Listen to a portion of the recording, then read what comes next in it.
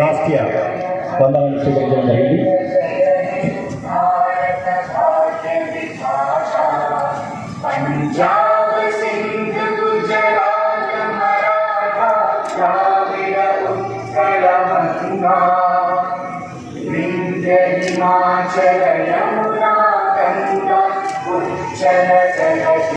అందరూ బాగున్నారు అనుకుంటాను.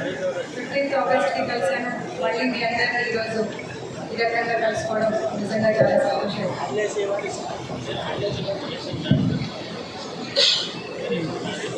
తెలుసుకోవాల్సినటువంటి బాధ్యత కూడా మనందరిపైన ఉంది కాబట్టి ఈ సందర్భంలో మన రాష్ట్రంలో జరుగుతున్నటువంటి కొన్ని విషయాలను మీతో పంచుకుంటాను. ప్రియమైన సోదరి సోదరులారా, జిల్లా ప్రజలందరికీ తెలంగాణ ప్రజాపాలన దినోత్సవం సందర్భంగా నా హృదయ శుభాకాంక్షలు. చరిత్రలో 1948 సంవత్సరం సెప్టెంబర్ 17వ తేదీకి ఒక విశిష్టత ఉంది.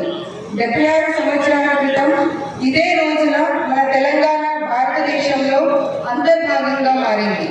రాచరిక పాలన నుండి ప్రజాస్వామ్య పాలన దశలోకి పరివర్తన చెందింది. అందుకే ఈ సందర్భంగా తెలంగాణ ప్రజాపాలన దినోత్సవాన్ని జరుపుకుంటున్నాం. తెలంగాణ ప్రజాస్వామిక స్వేచ్ఛను పొందడం కోసం ఆనాటి యావత్ సమాజం ఉద్యమించింది. ఆనాటి అపూర్వ ఘట్టాలు జాతి జీవనంలో నిరంతరం సజీవంగా నిలిచిపోయాయి.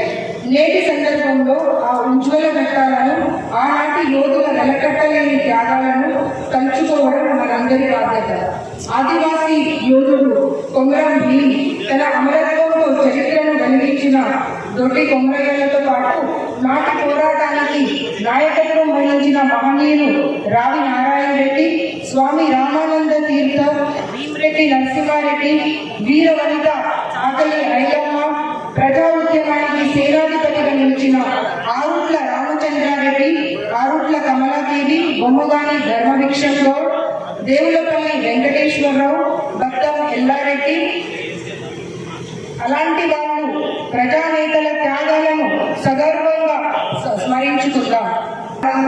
బండి యాదగిరి, షోయబుల్లా ఖాన్ లాంటి సాహితీమూర్తులకు ఘనమైన నివాళులర్పిద్దాం. ప్రజాప్రభుత్వం ఏర్పాటు చేసి ప్రజలకు ఇచ్చిన ప్రతి హామీని నెరవేర్చే దిశగా పనిచేస్తున్నామని తెలుపుతున్నాను. ప్రజాప్రభుత్వం ద్వారా పెద్దపల్లి జిల్లాలో అమలు చేస్తున్న సంక్షేమ అభివృద్ధి కార్యక్రమాలకు క్లుప్తంగా మీ ముందుంచుతున్నాను. రైతు సంక్షేమమే ప్రథమ లక్ష్యంగా మన ప్రభుత్వం పనిచేస్తుంది. అసాధ్యంగా ఉన్న ఏకకాలంలో 2 లక్షల రూపాయల రుణమాఫీ అంశాన్ని ప్రస్తుత ప్రజాప్రభుత్వం సుసాధ్యం చేసింది. అర్హులైన ప్రతి పేద కుటుంబానికి అభయహస్తం గ్యారంటీ పథకాలను అందించే దిశగా జిల్లాలోని ఎంపీడీఓ కార్యాలయాలు, సమీకృత జిల్లా కలెక్టరేట్లో ప్రజాపాలన సేవా కేంద్రాలను ఏర్పాటు చేశారు. మహిళలకు అధిక ప్రాధాన్యత కల్పిస్తూ వారికి ఇచ్చిన హామీల అమలుకు ప్రభుత్వం ప్రాధాన్యత కల్పించింది. ప్రజాప్రభుత్వం ఏర్పడిన 2 రోజుల వ్యవధిలోనే మహాలక్ష్మి పథకం కింద మహిళలకు ఆర్టీసీ బస్సులలో ఉచితంగా బస్సు ప్రయాణం సౌకర్యం కల్పించారు.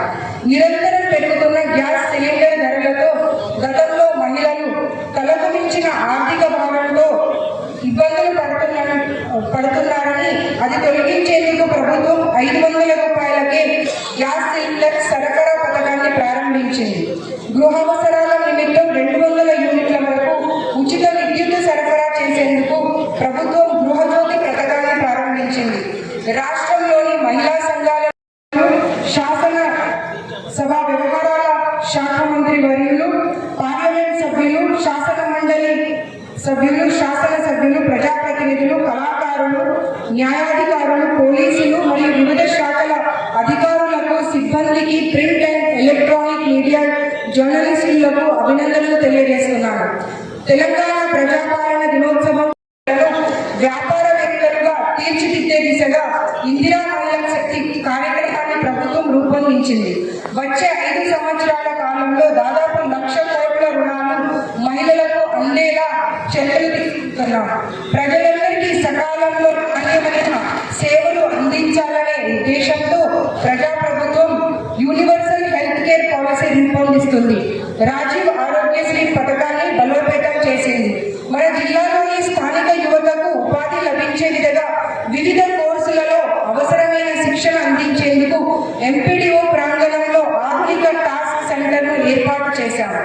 శాంతి భద్రతల నిర్వహణ సమర్థవంతంగా జరిగితేనే సమగ్ర అభివృద్ధి సాధ్యమవుతుందనే ఉద్దేశంతో ప్రభుత్వం శాంతి భద్రతలకు అత్యంత ప్రాధాన్యత కల్పించింది.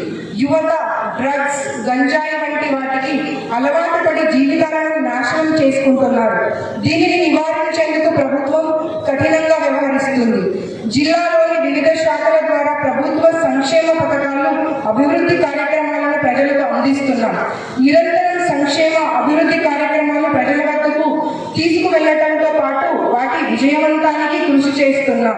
మీ అందరికీ మరొకసారి శుభాకాంక్షలు తెలియజేస్తూ ఈ రాష్ట్ర అభివృద్ధికి రాష్ట్ర ప్రభుత్వంతో పాటుగా మనమందరం కూడా చేయూతగా ఉందామని చెప్పి మీ అందరినీ కోరుకుంటూ జై హింద్.